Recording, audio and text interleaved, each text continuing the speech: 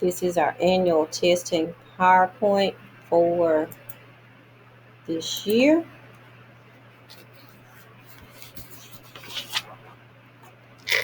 This is our agenda.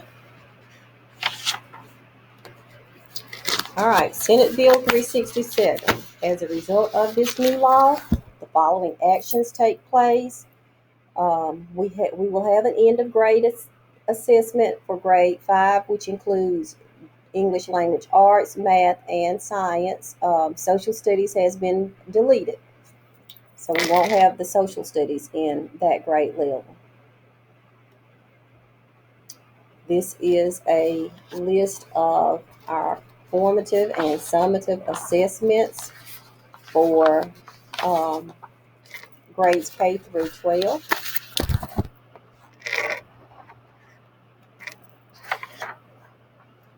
GKids is an assessment that is given to our kindergarten students, and we've already begun this because the window started on August the 17th, and it's a 30-day window, and it will end on September the 28th. It is a progression-based formative assessment, which is integrated into their classwork that is aligned to the state content standard, and it is a state-mandated test. Kingville is an assessment that is offered to our first and second grade students, and it is in the form of a game, and they have several games that they play in math and ELA.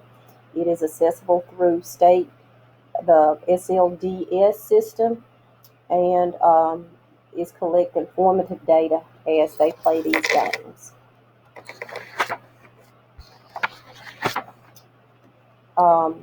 Access for ELLS. This is a test that's given to our ESOL students, and it measures the English language proficiency levels and progress of ELs in the domains of speaking, listening, reading, and writing. And that testing window will start in January the 13th, and it will go through March the 5th. And Ms. Shipman, myself, and sometimes Ms. Tunn administer those tests. The GAA 2.0 is a test that's given to Access student, and this test provides access to the state mandated content standards, and it ensures that students with significant cognitive abilities are provided access to the standards, and they're given an opportunity to show what they know and can do. We don't have any of those students here. Those students are located at Hubbard, so you don't have to worry about that one. But we do have to take the milestones this year in grades 3, 4, and 5. The milestone is designed to provide information about how well students are mastering the state-adopted content standards in the core content areas of English, language arts, math, and science, not social studies this year. All right, this is a list of our end of grade tests that we will give. In grades 3 through 8, we will give English, language arts, and math. And then in grade 5, we'll also add science to that list.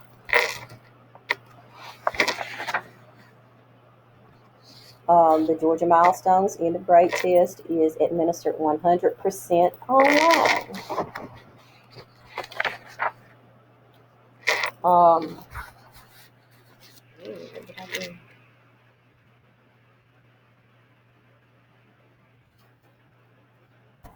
We are excited to announce several Georgia Milestone enhancements, and the goal of these updates is to reduce time spent on summative tests and return that time back to instruction and to formative feedback. All right, these are the reduced testing times. You can see our typical times, and you can see the max times. So the testing times are reduced to reflect the shortened test design. There will be technology enhanced items on the test, which include evidence-based selected response, multi-part, multi-select, graphing, drag and drop, drop-down list, and keypad input.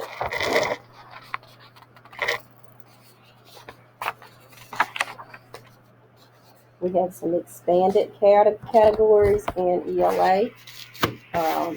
We usually have just a reading and vocabulary and then writing and language, but this year they've added some categories: key ideas and details, craft and structure, integration of knowledge and ideas, vocabulary acquisition and use.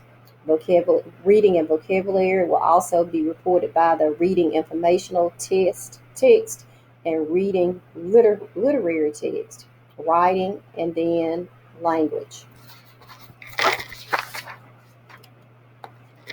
Paper forms of the test are available for those students who cannot access the online assessment due to their disabilities, but all of our students here can access through the computer, so we don't have any paper assessments. Okay, all students must participate in the state's academic content standards and assessment, and this falls up under the IDEA, which is the Individuals with Disabilities Act.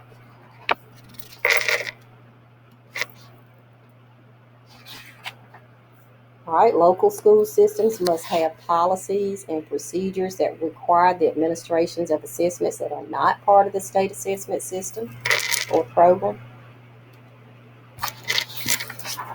This is our list of universal tools that are available. The only thing that's not going to be available is this time is the line reader mask tool. And this one will not be available this year. Sometimes they call it a mask tool. There are a variety of assessments that are available on the Georgia DOE website, and they're available to you. All right, test security. The primary goal of assessment security is to protect the integrity of the assessment and to ensure that results are accurate and meaningful. For assessments to yield fair, accurate, and valid results, they must be administered under the same standardized conditions to all students. All right, included in the Georgia Professional Standards, we have our Standard 10, which is testing, and I have to read it verbatim to you. An educator shall administer state-mandated assessment fairly and ethically.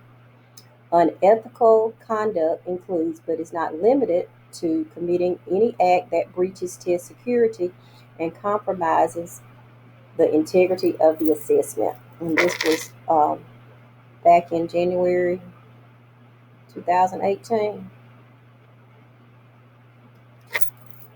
All right, these are the roles and responsibilities of the test examiner. You must hold a Georgia PSC certification. Certified means that you hold a certificate as defined by the Georgia PSC. Verifies and ensures the proper assignment of student information and accommodations on all assigned test tickets and monitors the correct delivery of assigned accommodations in online and paper pencil settings where assigned. You control the testing environment through active monitoring of students. You read all scripts for test administration as provided in test administration manuals, and you follow all test administration procedures as provided in trainings and the test administration manual, and you verify and ensure that the proper receipt and return of secure test materials are accurate.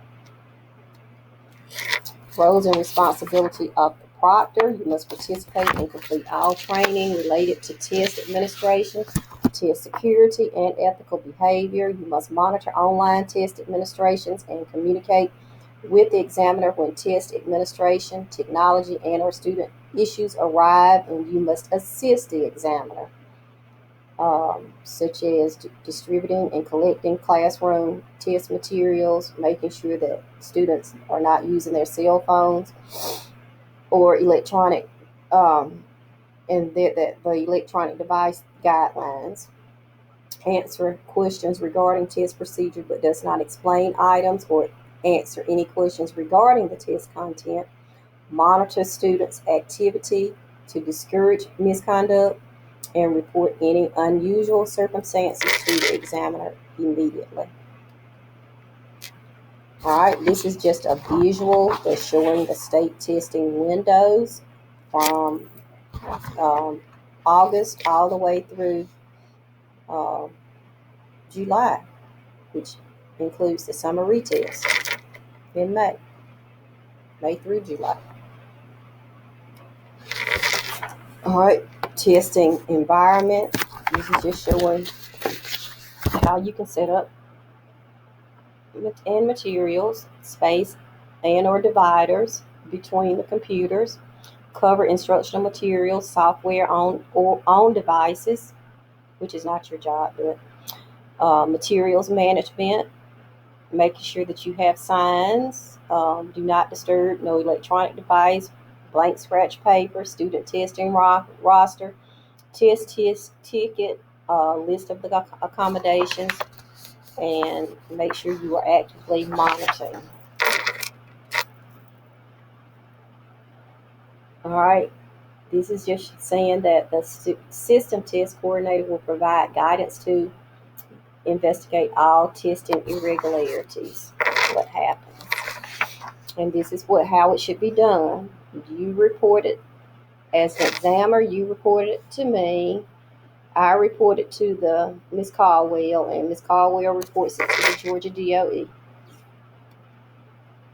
Types of test irregularities include security breaches. That includes staff or student sharing of any secure testing material or content, staff or student interference in student responses, staff failure to follow security regulations for distribution and return of secure test materials. Test irregularities include test administration, student behavior, use of cell phones, electronic devices, cell phones and electronic devices. All right, to minimize the risk, examiners should know what accommodations students are scheduled to receive prior to testing. That means that if they haven't received these accommodations in class, they should not be receiving them during test time. So they should already be using these accommodations. Examiners should ensure that they have space for accommodated materials and assistive technology.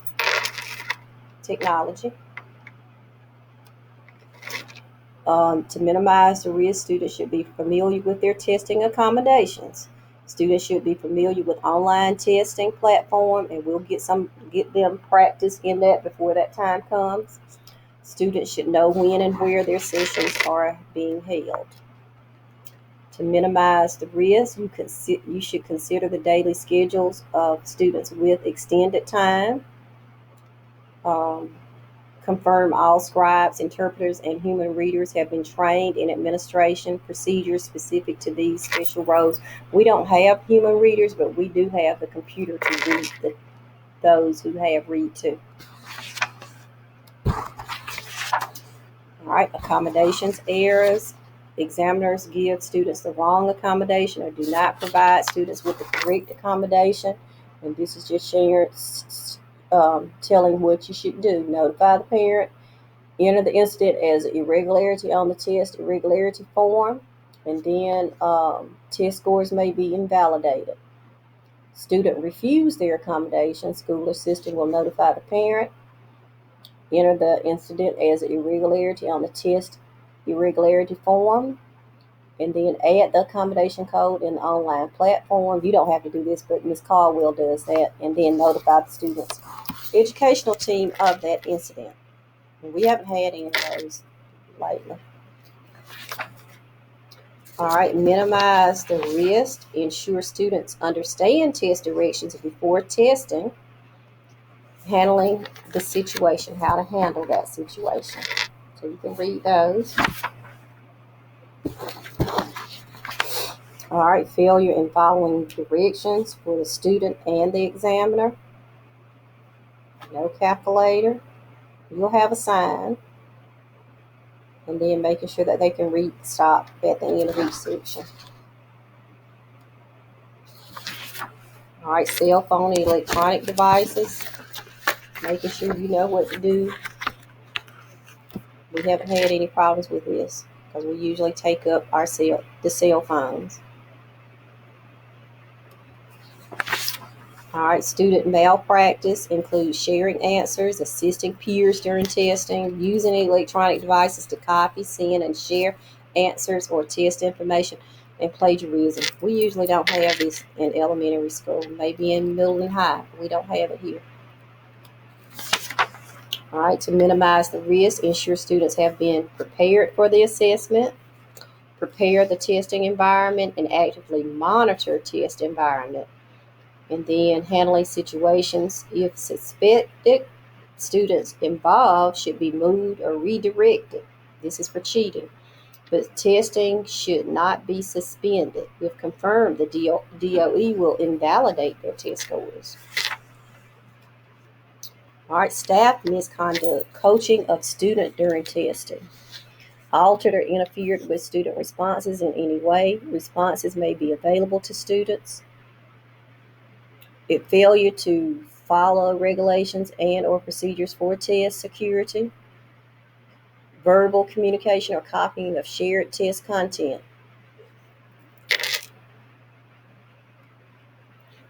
All right, this comes up under staff conduct. To minimize the risk, staff should be trained, and then you should follow the script in the test administration manual, and you may answer procedural questions, not test questions, but procedural questions.